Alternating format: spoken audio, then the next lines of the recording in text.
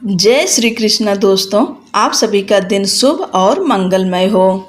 भगवान लक्ष्मी नारायण अपनी कृपा, अपना आशीर्वाद आप सभी के ऊपर सदैव बनाए रखें। आज हम सब वैशाख महात्म्य के 21वें अध्याय का श्रवण करेंगे। इसके पहले की कथाएं सुनने के लिए आप सबका बहुत बहुत धन्यवाद। आज की कथा में आप सभी भक्तों का हार्दिक स्वागत है। श्रुतदेव ने कहा, शिकारी के साथ साथ शंख भी आश्चर्यचकित हो गया। उसने उससे पूछा, तुम कौन हो? तुम्हारी यह दुर्दशा कहाँ से हुई है? हे सज्जन, वह कौन सा पवित्र अनुष्ठान है जिससे तुम्हारा मन शुभ भाव से प्रवृत्त हुआ है? तुम अचानक कैसे मुक्त हो गए, यह विस्तार पूर्वक बताओ। शंख के ऐसा कहने पर वह दंड के समान भूमि पर गिर पड़ा और दोनों हाथ जोड़कर नम्रता पूर्वक सिर झुकाकर यह वचन कहने लगा।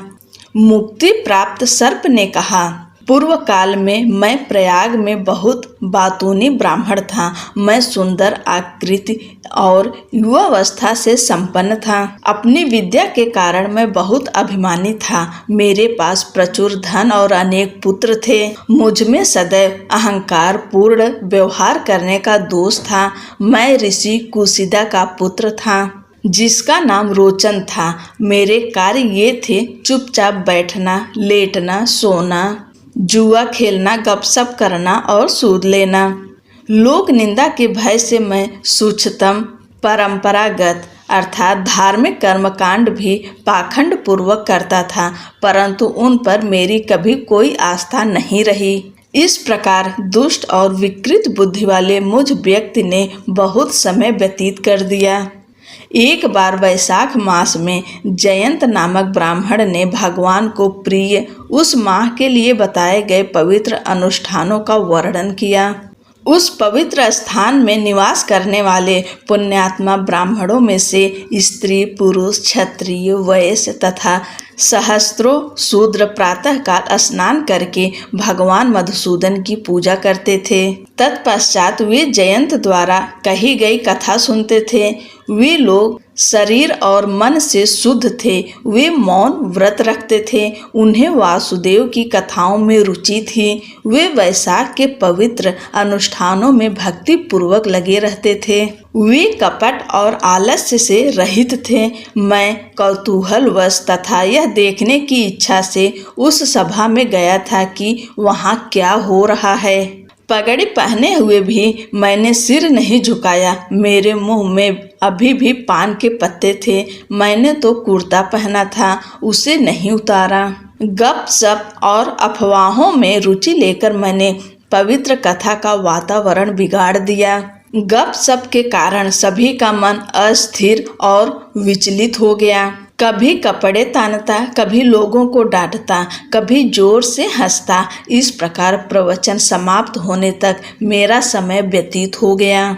तत्पश्चात उसी दोष के कारण मेरी स्मृति तुरंत नष्ट हो गई। मैं अल्पायु हो गया। दूसरे दिन समस्त भोगों से संयुक्त विकार के कारण मेरी मृत्यु हो गई। मैं पिघले हुए शीशे से भरे हलाहल नरक में गिरा और 14 मनवंतरों तक वहां यातनाएं भोगी। मैं 8,84,00,000 प्राणियों की योनियों में क्रमशः उत्पन्न हुआ हूँ। अब मैं इस 100 योजन ऊंचे और 10 योजन परिधि वाले वृक्ष पर रहता हूँ। यहाँ 7 योजन लंबे खोखले में तामस स्वभाव वाला क्रूर सर्प होकर रहता हूँ। उस प्रारंभिक अर्थात पाप पूर्ण और अशिष्ट कर्म से पीड़ित होकर मैं इस प्रकार सर्प के रूप में यहाँ रह रहा हूँ। इस खोखले में बिना कुछ खाए पिए रहते हुए मुझे 10,000 वर्ष बीत चुके हैं। सौभाग्य से मैंने अपने नेत्रों से अर्थात जो मेरे कान भी थे, आपके कमल समान मुख से निकली हुई अमृतमय कथा सुनी। अतः हे मुनि, मेरा सारा अशुभ नष्ट हो गया।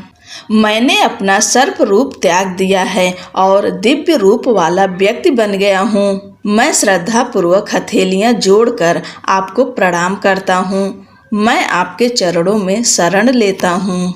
हे श्रेष्ठ मुनि, मैं नहीं जानता कि आप किस जन्म में मेरे संबंधी थे। मुझसे अब तक किसी की सहायता नहीं हुई। मैं सज्जनों के प्रति सहानुभूति कैसे रख सकता हूँ। माननीय और धर्मपरायण पुरुष निष्पक्ष मन वाले होते हैं। वे सभी जीवों के प्रति हमेशा दयालु होते हैं। वे स्वभाव से ही दूसरों की मदद करने के लिए तैयार रहते हैं। उनका मन अन्यथा नहीं होता। अब मुझे आशीर्वाद दें ताकि मेरा मन धर्म की ओर उन्मुख हो जाए। हमें चक्रधारी भगवान विष्णु को कभी नहीं भूलना चाहिए। हमें संत आचरण वाले महापुरुषों की निरंतर संगति करनी चाहिए। केवल गरीबी ही अहंकार के कारण होने वाले अंधेपन को दूर करने का सबसे बड़ा साधन है। इस प्रकार उन्होंने अनेक प्रकार से उनकी स्तुति की तथा बार बार उन्हें प्रणाम किया।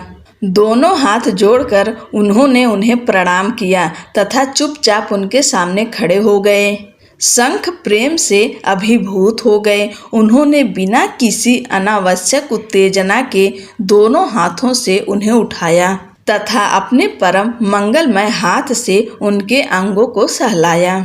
उन्होंने दिव्य रूप में ब्राह्मण को आशीर्वाद दिया। बड़ी कृपा पूर्वक उन्होंने तुरंत ही उससे भविष्य की घटनाओं के बारे में कहा। हे ब्राह्मण, इस माह के महात्म्य तथा हरि की कथा सुनते ही तुम्हारे सारे बंधन तुरंत नष्ट हो गए। कलंक को मिटाकर तुम पुनः पृथ्वी पर जाओगे और दशारण नामक पुण्य भूमि में श्रेष्ठ ब्राह्मण के रूप में जन्म लोगे। तुम वेद शर्मा नाम से प्रसिद्ध होगे। तुम सभी वेदों के ज्ञाता होगे। वहाँ तुम्हें पूर्व जन्मों का पूर्ण और शुभ स्मरण होगा। अखंडित घटनाओं के स्मरण से तुम तेजस्वी बनोगे। तुम सांसारिक सुखों के प्रति सभी प्रकार की आसक्तियों से दूर रहोगे। तुम वैशाख मास में बताए गए सभी पवित्र अनुष्ठानों को संपन्न करोगे जो हरि को अत्यंत प्रिय है। उस जन्म में तुम द्वंद्वों से मुक्त होगे, कामनाओं से रहित होगे, गुरुओं के प्रति समर्पित होगे, विषय वासनाओं से अनासक्त होगे तथा सभी इंद्रियां पूर्णतः वश में होगी। तुम निरंतर भगवान विष्णु की कथाएं सुनाते रहोगे। तब तुम सिद्धि प्राप्त करोगे और सारे बंधन कट जाएंगे। तुम योगाभ्यास से भी महानतम धाम को जाओगे। हे प्रिय पुत्र, तू डर मत, मेरी कृपा से तेरा कल्याण होगा। यदि कोई व्यक्ति मनोरंजन के लिए भय के कारण, क्रोध के कारण, द्वेष के कारण, प्रेम स्नेह के कारण या प्रबल इच्छा के कारण कम से कम एक बार भी भगवान विष्णु के पाप नाशक नाम का उच्चारण करता है तो बड़े से बड़ा पापी भी व्याधियों से रहित होकर भगवान विष्णु के धाम को जाता है। फिर जो श्रद्धा और दया से युक्त है, जिन्होंने क्रोध और इंद्रियों को वश में कर लिया है, वे भी भगवान की कथा सुनकर अवश्य ही वहां जाते हैं। यदि कोई मनुष्य समस्त धर्मों से रहित भी हो तो भी यदि वह भगवान की कथा सुनने या कहने में लगा रहता है तो केवल भक्ति के द्वारा ही भगवान विष्णु के महानतम लोक को प्राप्त करता है। कुछ लोग द्वेष आदि से प्रेरित भक्ति के साथ भगवान विष्णु की सेवा करते हैं।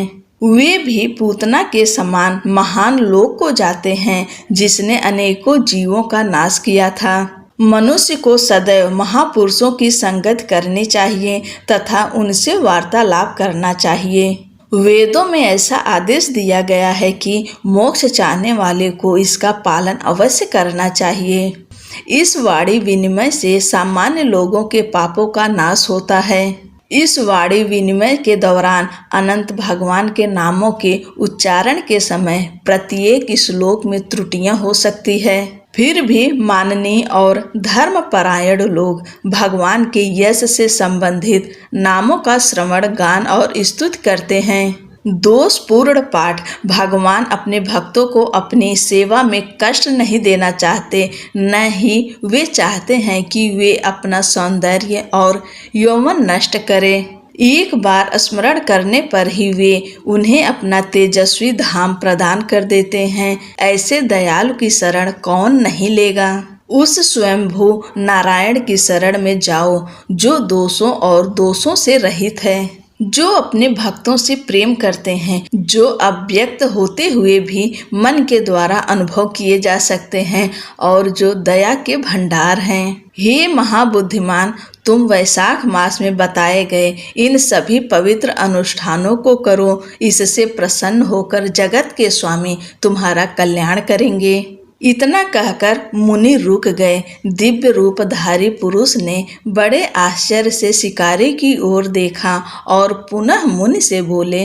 दिव्य व्यक्ति ने कहा, हे शंख, मैं संतुष्ट हूँ। हे दयालु, आपने मुझ पर कृपा की है। सौभाग्य से मेरा पापमय जन्म समाप्त हो गया। मैंने महानतम लक्ष्य प्राप्त कर लिया है। यह कहकर उसने ऋषि की परिक्रमा की और उनकी आज्ञा पाकर स्वर्ग को चला गया।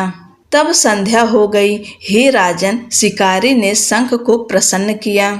उन्होंने संध्या काल की संध्या विधि की तथा शेष रात्रि में नाना प्रकार के राजाओं, देवताओं तथा महात्माओं के चरित्रों का वर्णन किया। साथ ही भगवान के अवतारों के मनोहर क्रीड़ाओं और प्रवचनों का भी वर्णन किया। दूसरे दिन वे ब्रह्म मुहूर्त में उठे, अपने पैर धोए और चुपचाप ब्रह्मा का ध्यान किया, जो सभी को सांसारिक झंझटों से मुक्ति दिलाता है। फिर उन्होंने शारीरिक स्वच्छता से लेकर अपने सभी उत्तम कर्तव्यों का पालन किया। जब वैशाख मास में सूर्य मेष राशि में था तो उन्होंने सूर्योदय से पहले स्नान किया। उन्होंने संध्या की प्रार्थना और अन्य पवित्र अनुष्ठान किए और सभी पितरों को तर्पण किया। इसके बाद मन में बड़ी प्रसन्नता के साथ उन्होंने शिकारी को बुलाया और उसके सिर पर पवित्र जल छिड़का। फिर उन्होंने उसे 2 अक्षरों वाला नाम राम दिया, जो देवताओं से भी अधिक शानदार और श्रेष्ठ है। फिर उन्होंने कहा, विष्णु के सभी नाम सभी वेदों से श्रेष्ठ माने गए हैं। असंख्य नामों से विष्णु के सहस्त्र नाम बहुत श्रेष्ठ है। राम नाम उन 1000 नामों के समान है। इसलिए हे शिकारी, तुम उस राम नाम का निरंतर जप करो। हे शिकारी, तुम मृत्यु पर्यंत इन सभी पवित्र अनुष्ठानों का पालन करो। इससे तुम्हारा पूर्व जन्म ऋषि वाल्मीकि के कुल में होगा। तुम पृथ्वी पर वाल्मीकि नाम से प्रसिद्ध होगे। शिकारी को ऐसा आदेश देकर वह दक्षिण दिशा की ओर चल पड़ा। शिकारी ने उसकी परिक्रमा की और बार बार उसे प्रणाम किया। कुछ दूर तक उसका पीछा करने के बाद वह वहीं रुक गया और तब तक उसकी ओर देखता रहा जब तक वह उसकी दृष्टि से ओझल नहीं हो गया। विरह की पीड़ा से वह रोने लगा। वह बड़ी कठिनाई से लौटा और अपने हृदय में ही अपने बारे में सोचता रहा। उन्होंने रास्ते में कुछ पेड़ लगाए और एक पार्क बनाया। सभी अशुद्धियों से मुक्त एक निःशुल्क जल भंडार बनाया। फिर उन्होंने वैशाख महीने के लिए निर्धारित सभी उत्तम पवित्र अनुष्ठान किए।